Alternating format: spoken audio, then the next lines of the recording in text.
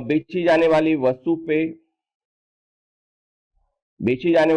पे उस वस्तु का जो मूल्य छपा रहता है उसे अंकित मूल्य कहते हैं। और हमें जो है दुकानदार किसी कारणवश वस्तु के अंकित मूल्य से कम मूल्य पे उसे बेचता है, वह अंकित मूल्य से जितनी राशि कम लेता है उसे हम छूट कहते हैं। और छूट निकालने के लिए हमें क्या करना पड़ेगा, अंकित मूल्य में से विक्रय मूल्य घटाना पड़ेगा। जैसे मान लीजिए आपने जो है 200 रुपए उसकी प्राइस है, अंकित मूल्य 200 रुपए है, लेकिन दुकानदार जो है आपसे 50 रुपए कम ले रहा है, ठीक है, आने आपको 150 रुपए देने पड़ रहे हैं, तो आपका जो छूट हो जाएगा वो 50 रुपए की हो जाएगी। यानी 200 रुपए की चीज है लेकिन आपने उसके लिए 100, 150, 150 रुपए पे किया, तो आपने कितना कम पे किया वही आपका छूट है।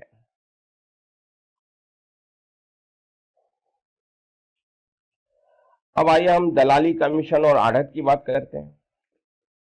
विभिन्न वस्तु, मशीन या अनाज बिकवाने का कार्य कोई व्यक्ति या संस्था करती है। इस कार्य के बदले उस व्यक्ति या संस्था को जो राशि मिलती है उस राशि को कमीशन कहते हैं। कमीशन को भी प्रतिशत में ही बताया जाता है।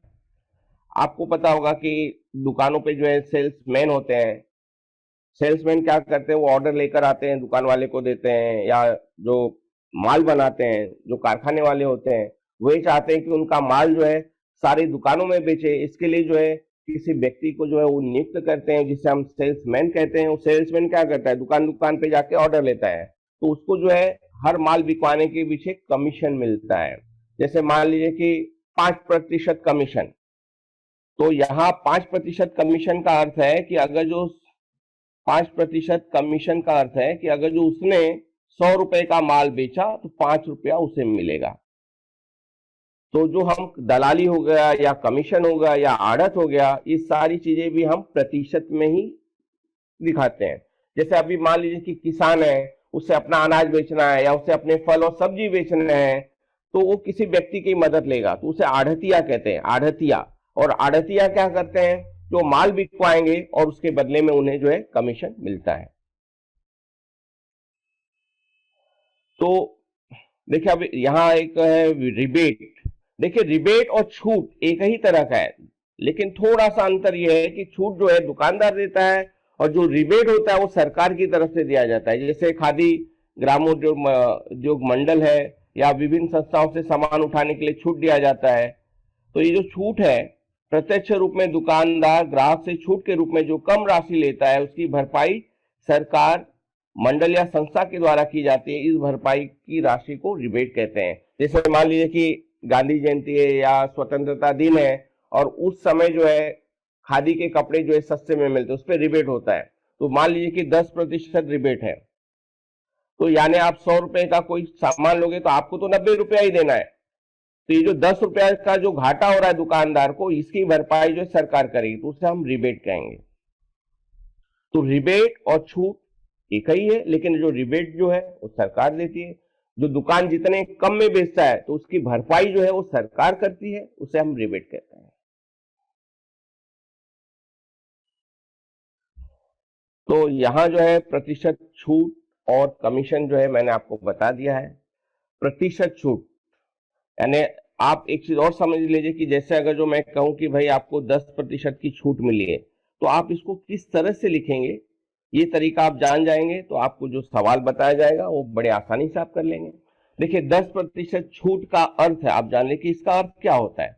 अगर जो मैं कहूं कि भाई 10% छूट, तो 10% छूट का अर्थ है कि अगर जो आपका अंकित मूल्य जो है 100 रुपए है, अंकित मूल्य अगर जो आपका 100 रुपए है, तो आपका जो विक्रय मूल्य होगा, यानी आपको कितने देने पड़ेंगे, आपको देने पड़ेंगे 90। अगर जो 20% छूट है तो अंकित मूल्य 100 होगा तो विक्रय मूल्य 80 होगा। ये आप समझ लीजिए।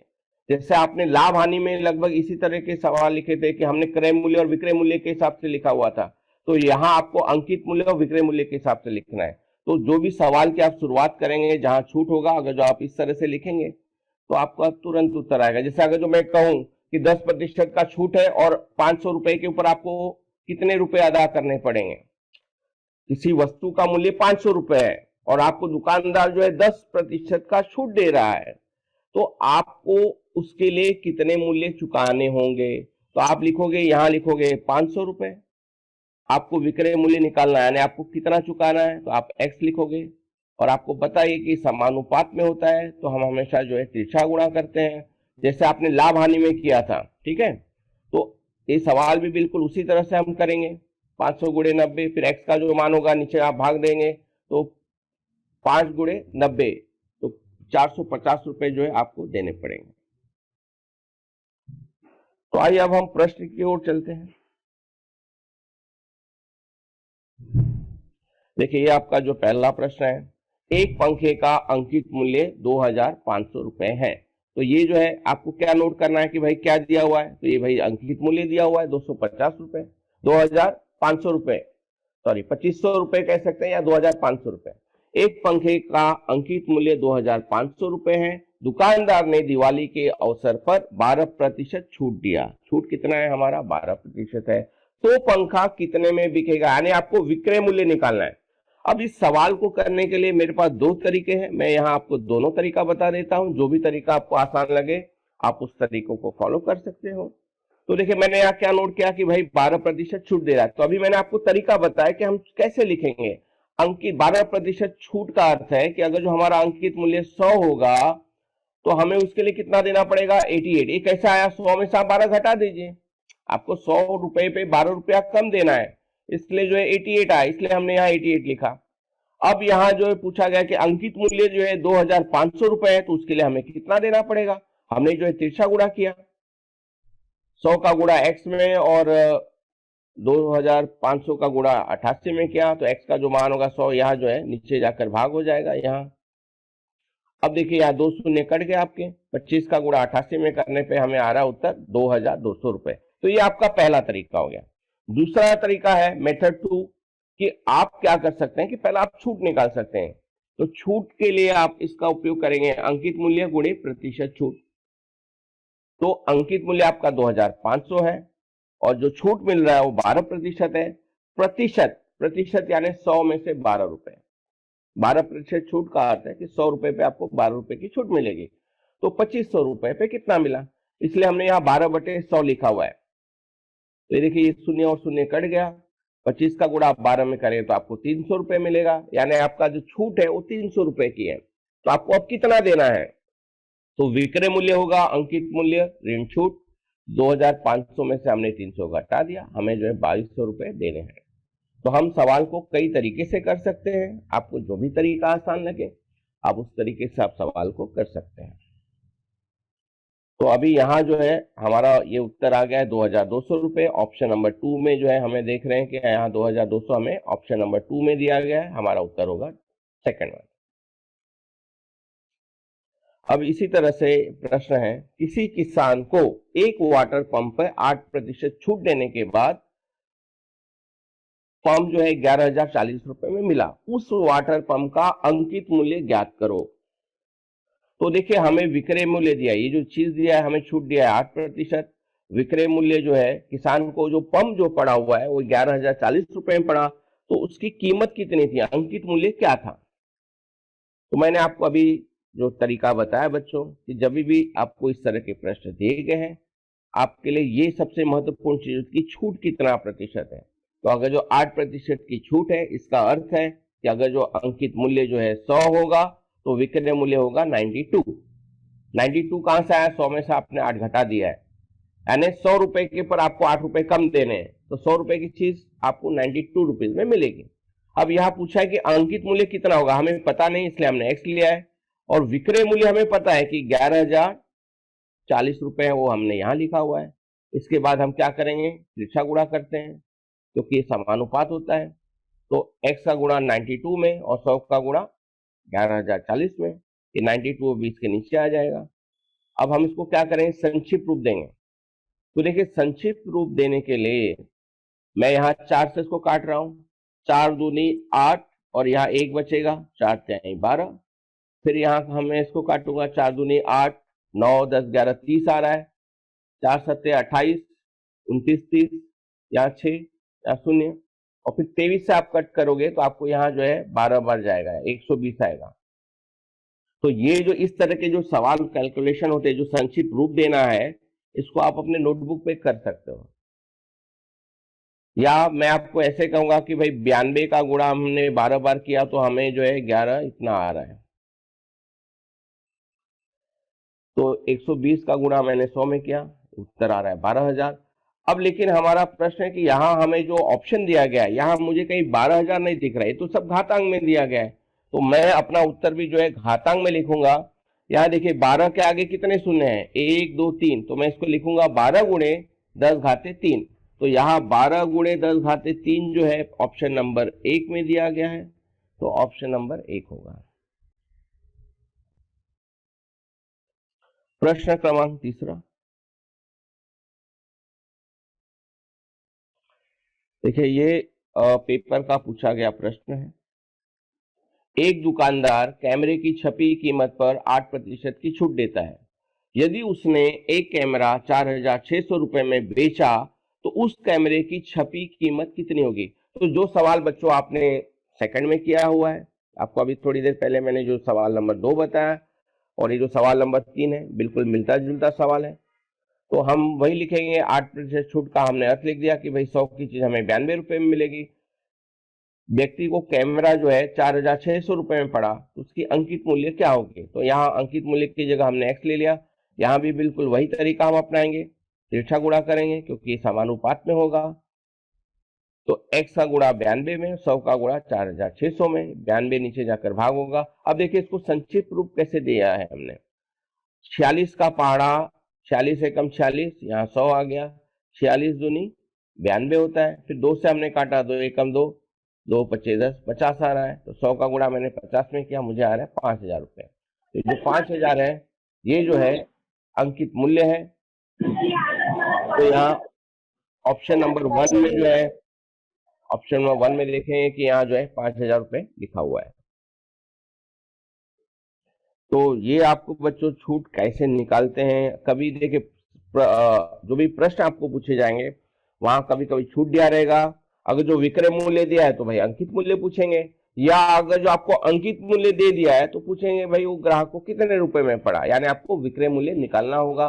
तो जैसे पहले सवाल नंबर 1 में मैंने आपको बताया कि विक्रय मूल्य हमने कैसे निकालते हैं, प्रश्न नंबर 2 और 3 में आपको बताया कि अगर जो छूट दिया होगा और विक्रय मूल्य दिया होगा तो हम अंकित मूल्य किस तरह से निकालेंगे। तो ये जो है तरीका इस तरह का है। प्रश्न क्रमांक 4, अब देखिए थोड़ी देर मैंने आपको बताया था कि कभी कभी छूट जो है दुकानदार किस तरह का छूट देता है, 2 के ऊपर 1 फ्री, 5 के ऊपर 1 फ्री। तो देखिए यहां दिया गया है कि किसी दुकानदार ने 5 वस्तुओं की खरीदी पर 1 वस्तु मुफ्त दिया, तो उसने कितने प्रतिशत छूट दिया? किसी दुकानदार ने 5 वस्तुओं की खरीदी पर 1 वस्तु मुफ्त दिया, तो उसने कितने प्रतिशत छूट दिया? तो अभी हमें ये नहीं पता है कि एक वस्तु का मूल्य कितना है, तो हम अपनी सुविधा के लिए मान लेते हैं कि एक वस्तु का मूल्य 100 रुपए है।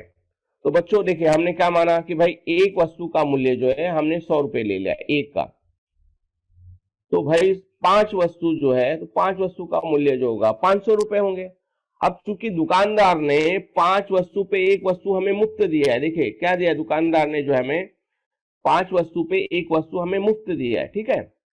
तो आप 5 वस्तु के लिए दे रहे हो 500 रुपए, लेकिन दुकानदार ने आपको 1 वस्तु मुफ्त दे दिया है, यानी 100 रुपए का आपका फायदा हो रहा है, 100 रुपए की आपको छूट मिल रही है, बराबर है कि नहीं? ये 100 रुपया क्या है, आपका छूट है। तो हमारा जो छूट क्या होगा, 100 रुपए होगा। जो छूट है कैसे पता चला, क्योंकि एक वस्तु हमें फ्री में मिला हुआ है, 5 वस्तु हमने खरीदा तो हमने उसके लिए 500 दिए, लेकिन हमें एक वस्तु फ्री में मिला, वही हमारा छूट है। तो प्रतिशत छूट का अर्थ होगा, कैसे निकालेंगे, छूट बटे विक्रय मूल्य गुणे 100। छूट हमारा 100 रुपए का आ रहा है, 100 गुणे 500 गुणे 100, तो देखिए 2 शून्य कट गए हैं और 5 से कम 5, 20 आ रहा है यहाँ, तो यानी 20% जो है आपको छूट मिला हुआ है। तो ऑप्शन नंबर 3 है। यानी जो वस्तु, इस सवाल में आपको क्या समझना है बच्चों, कि जो वस्तु हमें फ्री में मिली वो हमारा छूट हो गया। अगर जो इसमें 2 वस्तु रहता था, देखिए मैं आपको एक प्रश्न थोड़ा सा चेंज करके बताता हूं कि किसी दुकानदार ने 5 वस्तु की खरीदी पे अगर जो आपको एक की जगह 2 वस्तु फ्री में देता था तो आपका छूट यहाँ 200 रुपए हो जाता था। कैसे? हमने एक वस्तु का मूल्य 100 रुपए लिया है, तो भाई दो वस्तु का मूल्य कितना हो गया? 200 रुपए। ये 200 रुपए आपकी छूट हो गई। तीन वस्तु फ्री में दे रहा है तो 300 रुपए की छूट हो गई। और फिर ये आपको इस सूत्र से जो है आपको जो है प्रतिशत छूट निकालना होगा। तो कभी कभी इस तरह के भी प्रश्न जो है पूछे जाते हैं परीक्षा में।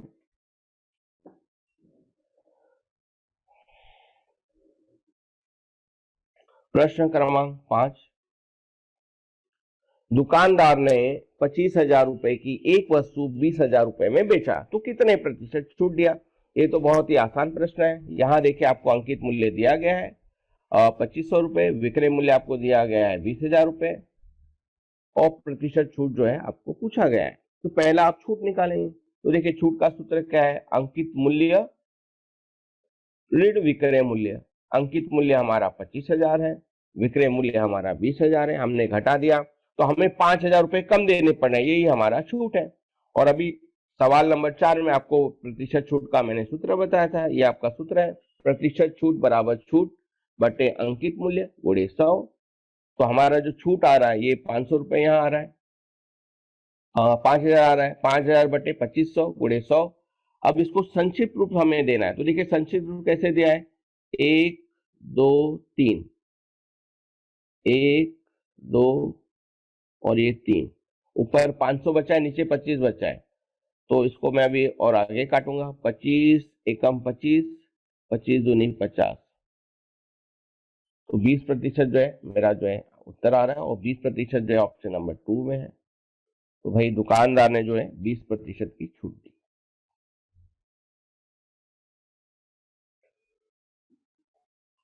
रामू ने 10 क्विंटल सोयाबीन 3,850 रुपए प्रति क्विंटल की दर से बेचा।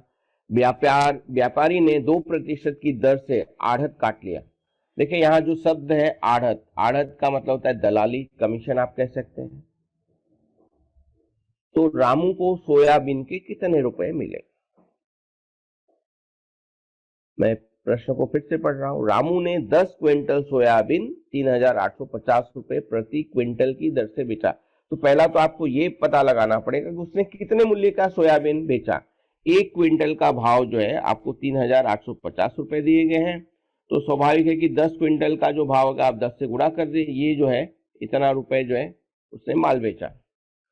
अब इसका जो 2% जो है दुकानदार ले लेगा, व्यापारी ले लेगा। भाई यहाँ लिखा हुआ है कि उसने जो है 2% की आढ़त ली हुई है, तो 38,500 का आप 2% निकाल दीजिए, कितना होगा? तो प्रतिशत का अर्थ है 100, 2/100 यहाँ हो जाएगा, 2 शून्य यहाँ कट गए। 385 का गुणा आप 2 में करोगे तो आपको 770 रुपए मिलेंगे। तो दुकान जो व्यापारी है वो रामू को क्या करेगा, इसमें से ये जो मूल्य है, मूल्य तो उसका इतना हो रहा है, इसमें से 770 रुपए घटाकर उसको बाकी के पैसे दे देगा।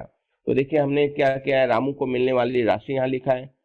माल तो उसने इतने का बेचा सही है, लेकिन उसको जो दलाली आढ़त देना पड़ेगा तो आढ़त भी उसी में से माइनस हो जाएगा, तो हम घटा देंगे। तो हमें आ रहा है 37,730 रुपए, और 37,730 रुपए ऑप्शन नंबर 3 में है, ये हमारा उत्तर है।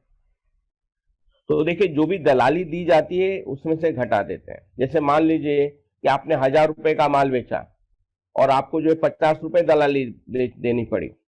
मान लीजिए आपने 1,000 रुपए का माल बेचा, लेकिन वो माल को बेचने के पीछे आपको 50 रुपए की दलाली देनी पड़ी, तो आपके हाथ में आएगा 950 रुपए। तो जो भी दलाली होगी, जितने का माल बेचा है उसमें से हमने घटा दिया। तो उसी तरह थी कि यहाँ रामू ने भी माल तो उसने इतने का बेचा, लेकिन उसे दलाली 770 रुपए देनी पड़ी, इसलिए इसमें से हमने 770 रुपए घटा दिए। उसके हाथ में जो है आने वाली जो रकम होगी वो होगी 37,730 रुपए।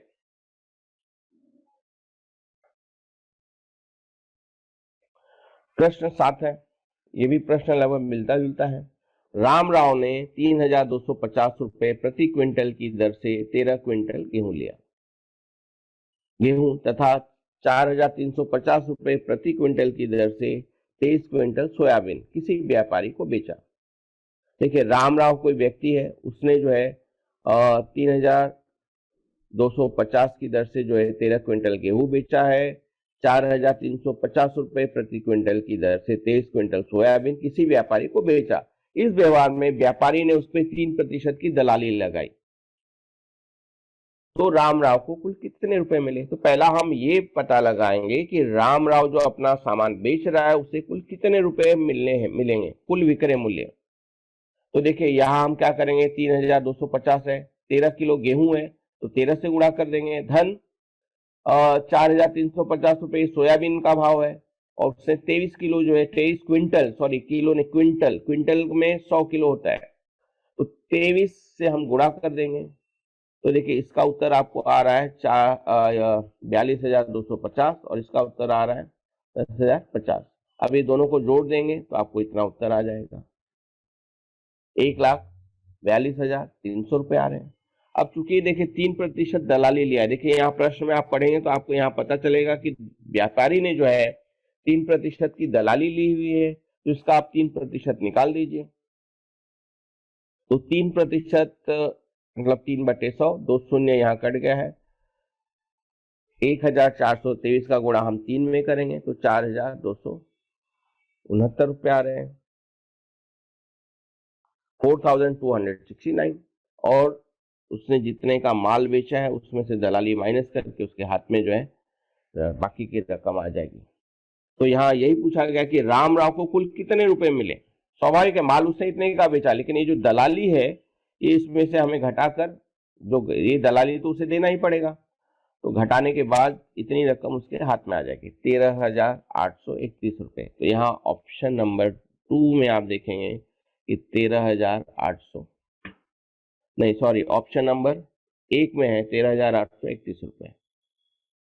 तो ये जो है टिक लगाते समय हमें ये भी ध्यान देना है कि हम कहीं कहीं क्या होता है कि सिमिलर फिगर होती है, मतलब आंकड़े एक जैसा दिखते हैं और घाई घाई में, जैसा भी मैं 2 पे लगा रहा था, ऑप्शन यहाँ जो है 31, 13,000, ये जो है 1,38,031 रुपए जो है उसके हाथ में आएंगे।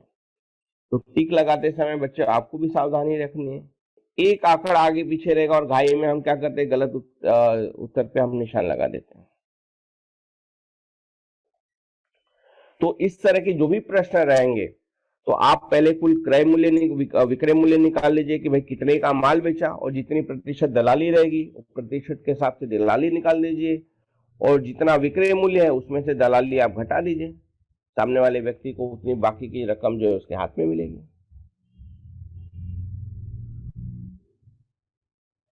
प्रश्न 8वां, महात्मा गांधी जयंती निर्मित खादी ग्रामोद्योग मंडल ने खादी कपड़ों की खरीदी पर 12% छूट की घोषणा की। दुकानदार ने दिन भर में 775 रुपए की दर से 12 चद्दर, 90 रुपए की दर से 75 मीटर कपड़ा, 40 रुपए वाली 30 टोपियां बेची। दुकानदार को कितने रुपए रिबेट मिले। तो पहले आपको क्या करना है कि भाई दुकानदार ने कुल कितने का सामान बेचा, पहले आपको ये निकालना है। तो देखिए दुकानदार ने क्या क्या चीज बेचा है, उसने चद्दर बेचा है, कपड़ा बेचा है और टोपी बेची है। तो देखिए सबका भाव यहाँ आपको दिया गया है दिन भर में। देखिए यहाँ जो पहला आप पढ़ेंगे तो आपको पता चलेगा कि 725 रुपए की दर से 12 चद्दर, तो हम क्या करेंगे 725 का गुणा 12 में कर देंगे। उसके बाद उसने क्या किया है, 90 रुपए की दर से 65 मीटर कपड़ा, तो 90 का गुणा हम क्या करेंगे 65 में कर देंगे, ये हमारे कपड़े की कीमत हो जाएगी। और उसके बाद जो है 40 रुपए वाली 30 टोपियां, तो 40 का गुणा हम 30 में कर देंगे। और ये सबको जो है पहला कोष्टक हल करते हैं, तो 725 का गुणा 12 में करोगे तो 8,700 आएगा, 90 का गुणा 65 में करोगे 5,850 आएगा, और 40 का गुणा हमने 30 में किया तो 1200 आएगा। ये सबको जोड़ने के बाद हमारा उत्तर आ रहा है 15,750 रुपए। तो दुकानदार ने इतने का माल बेचा, लेकिन अभी यहाँ अब प्रश्न आगे क्या दिया है कि उससे 12% जो है रिबेट मिल रहा है। ये रिबेट जो है सरकार द्वारा दिया जाएगा, तो 12% जो पूरा जो विक्रय मूल्य है इसका 12% निकाल लीजिए, 12% यानी 12/100, और ये जो है 5 से कटेगा। संक्षिप्त रूप देने के बाद हमारा उत्तर आ रहा है 1,890 रुपए। आप देखिए जैसे और आगे जा सकते हैं, ये स्टेप के बाद देखिए इसको कैसे काट संक्षिप्त रूप दिया गया, 1,000, ये जो है 15,750 रुपए है, गुणे 12/100 है। अब इसको आपको संक्षिप्त रूप देना है। अब संक्षिप्त रूप देखिए हमने इस तरह से दिया, 0 और 0 हमारा कट गया होगा, अभी हम 5 का पहाड़ा पढ़ेंगे। 5 दूनी 10, 5 से आई 15, 5 एकम 5, और यहाँ 2 बच रहा है 25, 5 25 25, 2 एकम 2, 2 छक्के 12। तो अगर जो आप 315 का गुणा 6 में करके देखिए क्या आपको उत्तर आ रहा है, तो आपको उत्तर मिलेगा 1890 रुपए। तो इतने रुपए का उसे जो है रिबेट मिल रहा है। तो इसलिए जो हमारा ऑप्शन उत्तर होगा, उत्तर नंबर 1 का होगा, 1890 रुपए का उसे रिबेट मिला। तो रिबेट क्या होता है बच्चों, मैंने आपको पहले ही बताया कि जो भी दुकानदार का जो नुकसान होता है उसकी भरपाई सरकार करती है, उसे हम रिबेट कहते हैं। दुकानदार का कोई नुकसान नहीं होता है क्योंकि उसकी भरपाई जो है, जितने ग्राहक को कितना कम रुपए में देता है उसकी भरपाई उसे सरकार द्वारा की जाती है, उसे ही हम रिबेट कहते हैं।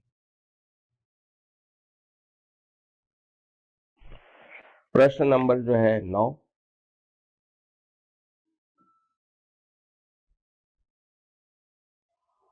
हाथकरघा समिति ने ग्राहकों को कपड़ों की खरीदी पे 11 से 1/2% रिबेट की घोषणा किया। यदि किसी ग्राहक को 65,000 रुपए की खरीदी की, किसी ग्राहक ने 65,000 रुपए की खरीदी की, तो उसे कितना रिबेट मिलेगा? तो बिल्कुल अभी प्रश्न जो आपका वैसे ही सही। यहाँ देखिए आपका विक्रय मूल्य दिया गया, उसने इतने रुपए का सामान खरीदा है और उसको इतने प्रतिशत रिबेट मिल रहे हैं, तो उससे कुल कितना रिबेट मिला? तो हम क्या करेंगे, लिखेंगे ग्राहक को मिलने वाला जो रिबेट होगा, ये जो विक्रय मूल्य है और जो प्रतिशत रिबेट है उसका गुणा कर देंगे। तो 65,000 का गुणा जो है, 65,000 का हम क्या करेंगे, 11,000, ये जो 11 से 1/2% हम निकालेंगे। तो 65,000 गुणे ये 23/2 कहाँ से आ रहा है, हमने 2 का गुणा 11 में किया और 2 का गुणा 11 पे करने पे 22 और एक ऊपर 23/2%। प्रतिशत का अर्थ है 100, इसलिए आप देख रहे हो कि नीचे हमने 100 लगाया। ये जो प्रतिशत का चिन्ह देख रहे हो तो नीचे हमने 100 लगा दिया। तो 65,000 गुणे 23/2 गुणे 1/100, इसके नीचे 1 है, तो ये देखिए भाग हो गया, 23/2 गुणे 1/100। अब इसको हम संक्षिप्त रूप देंगे, तो देखिए यहाँ 0 और 0 2 शून्य कट गए होंगे आपके, और 2 से जब आप काटोगे किसको, 650 को, तो आपको 325 मिलेगा। तो 325 का गुणा हम 23 में करेंगे, हमारा उत्तर आ रहा है 7,475 रुपए। और ये ऑप्शन नंबर 2 में दिया गया है 7,475 रुपए। तो रिबेट निकालने का ये सरल तरीका है कि जो भी आपको विक्रय मूल्य दिया गया है और जो प्रतिशत रिबेट दिया गया है उससे गुणा कर दीजिए।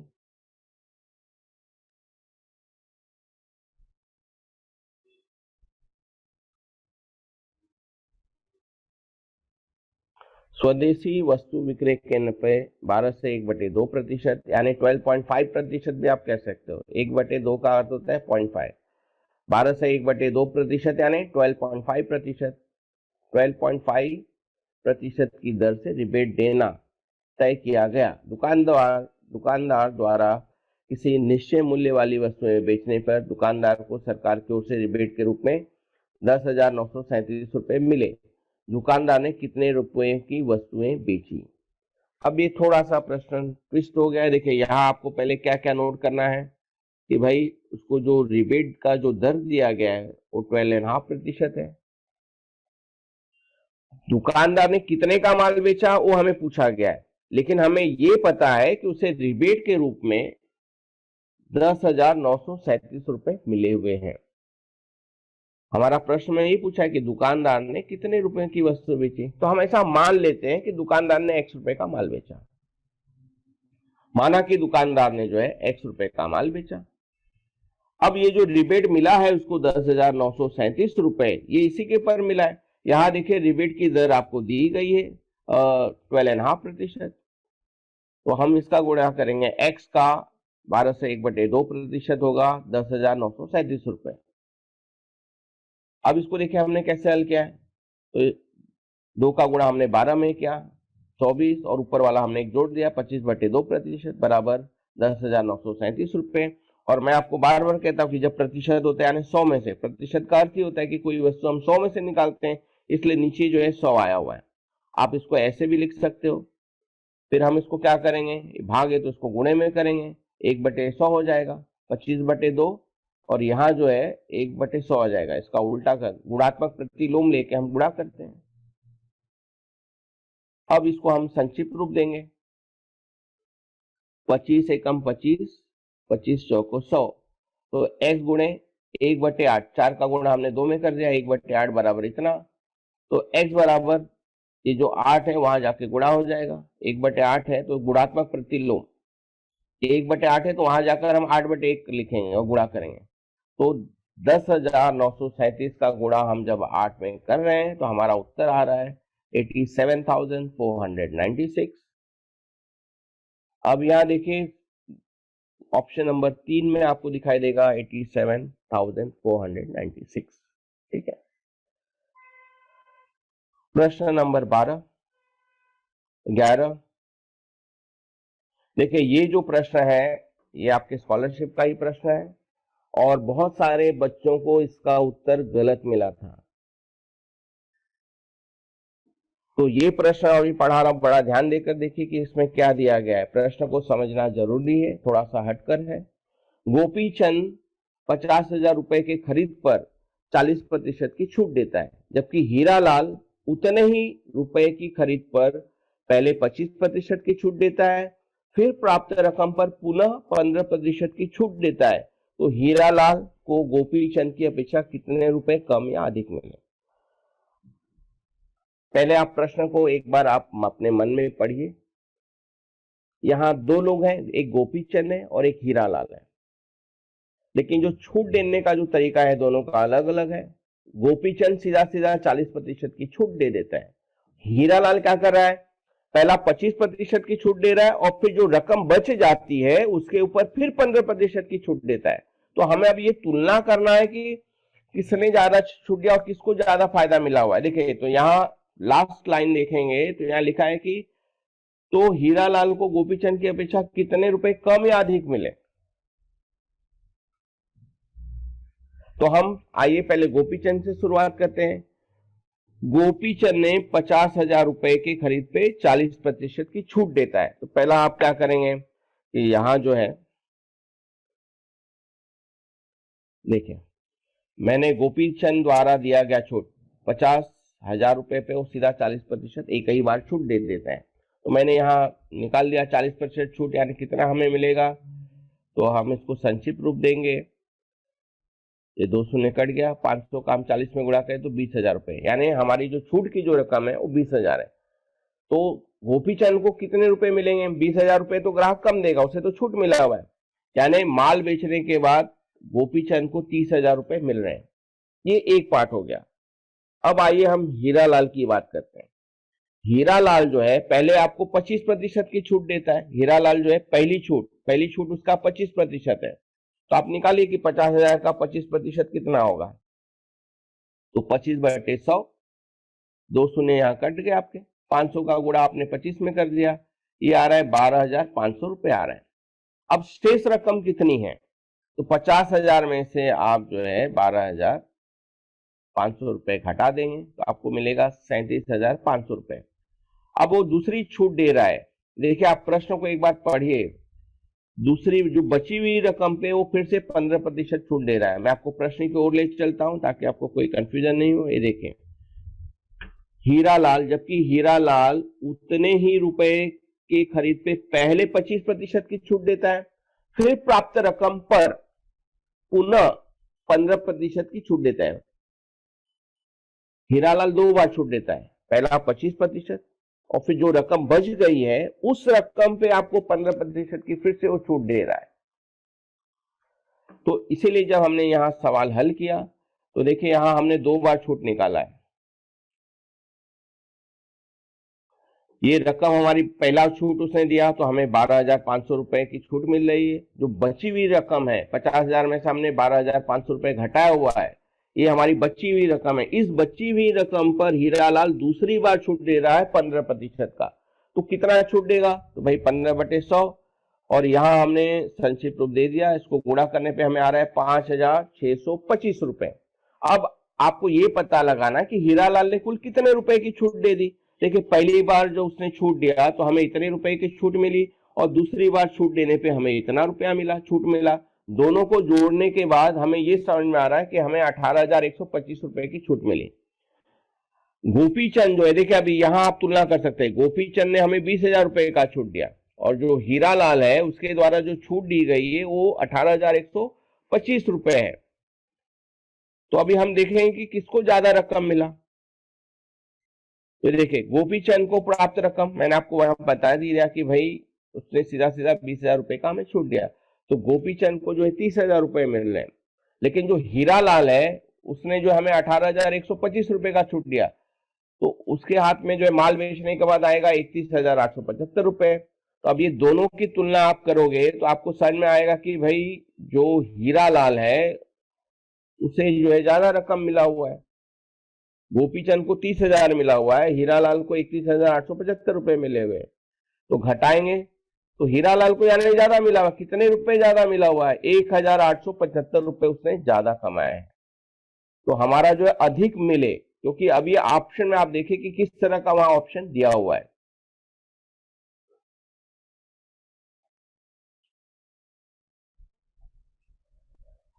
तो देखिए यहां जो है अधिक आएगा। देखिए ये दोनों उत्तर सही है, लेकिन ये हमें इसलिए नहीं कि ये कम है, हमारा तो आंसर आ रहा है कि हीरालाल को ज्यादा मिला हुआ 1,875 रुपए।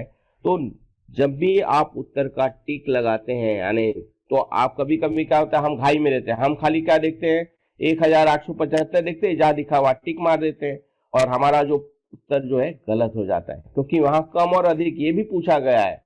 तो अगर जो आपने पहले क्रमांक पे टिक लगा दिया तो उत्तर गलत हो जाएगा, क्योंकि उससे तो ज्यादा मिल रहा है। तो उत्तर आपने पूरी मेहनत की, लेकिन लास्ट मोमेंट पे उत्तर टिक करते समय आप चूक गए तो आपकी पूरी मेहनत बेकार हो गई। तो निशान लगाते समय बच्चों आपको बहुत सावधानी रखना है, क्योंकि जो है इस तरह के वो ट्रिक करके ही उत्तर देते हैं कि कहीं ना कहीं बच्चा गड़बड़ कर ही देता है।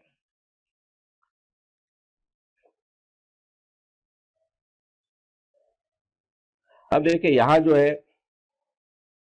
कोई दुकानदार, प्रश्न नंबर 12, कोई दुकानदार खरीदी पे 2/8 गुना छूट देता है तो कितने प्रतिशत छूट देता है? अब हमें ये नहीं पता है कि कितने के माल पे, हमें खाली ये पता है कि दो जो भी माल बेच रहे हैं उस पर 2/8 गुना छूट देता है। तो हमने मान लिया कि भाई हमने 100 रुपए का सामान खरीदा, जो कीमत हम खरीद रहे हैं, जो वस्तु खरीद रहे हैं उसकी कीमत हमने मान लिया है कि 100 रुपए है। तो हमें छूट कितना मिलेगा? दो, इसका जो भी हमने माल खरीदा उसका 2/8 गुना, तो हमने 100 का 2/8 गुना 2/8 से गुणा कर दिया है। तो देखिए 4 दूनी 8 और ये 25 आएगा, ये 2 और 2 कट गए आपके, यानी आपको 25 रुपए की छूट मिल रही है। तो प्रतिशत छूट क्या आएगा? आप सीधा सीधा कह सकते हैं भाई 100 रुपए के ऊपर आपको 25 रुपए की छूट दे रहा है, तो 25% की छूट हो गई आपकी। और नहीं तो फिर आप सूत्र से लगाइए, छूट प्रतिशत छूट का अर्थ है छूट बटे क्रय मूल्य गुणे 100। और यहाँ जो है 100 रुपए का आपने जो माल जो लिया हुआ है, 100 आपको जो पड़ रहा है, जो मतलब आपके लिए जो है वो क्रय मूल्य होगा, दुकानदार के लिए विक्रय